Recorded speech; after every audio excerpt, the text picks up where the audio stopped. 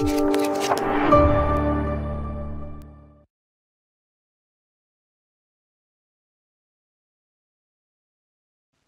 Microsoft Dynamics 365 Business Central, we can work closely with Microsoft Excel. In the system, we have what are called list views. You'll find this for things like items, customers, vendors, but also for things like unshipped sales orders as examples. On the left-hand side, I have a filter pane. So I can collapse or show that pane over here.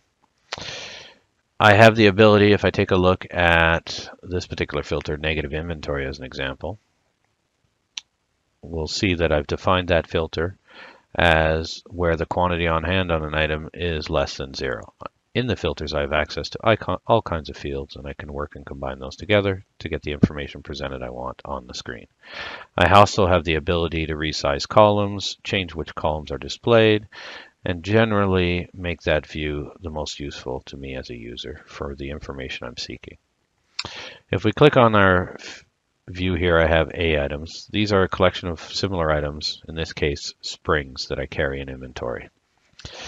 If I want to do some work, maybe change the selling price, it's time to make adjustments to the unit cost, or maybe even create some new springs, I could choose to do that in the system, or I might find it more productive and easier to do that within Microsoft Excel.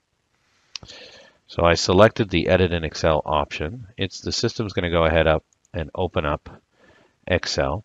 It's going to authenticate my user and make sure I have access to that information. The same user ID is used for Office 365 as is used for Business Central, so it makes that easy for the system to manage. And it's going to go ahead and present that data to me in an Excel tabular format. So I wanted to create another spring. I'll go ahead and do that. And I'll just copy this, and I'll say it's spring type 18. And I'll say that it's also in pieces, is the unit of measure. And I might want to put unit cost of $18 in this case. And then maybe I wanted to actually adjust some of these unit costs. So I'll make this 13, this 15, and I'll leave that one at 16. Once I'm happy with the changes I've made, I can simply choose to publish that information back into the system. I'll go ahead and close that window.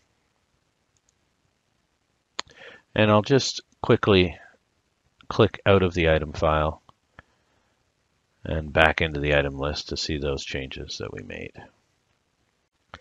And I'll go back to the original filter we were using, which was my A items, which were all of my springs.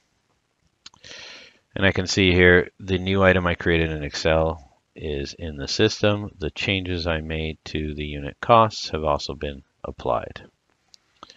Another way we can work with Excel is there are several places where standard reports can be printed or sent to Excel. So for instance, on my role page as a business manager, I have access to some of the key financial reports, and I can choose whether or not I want to print those as typical reports, my financial statements, or I could choose to simply send them to Excel.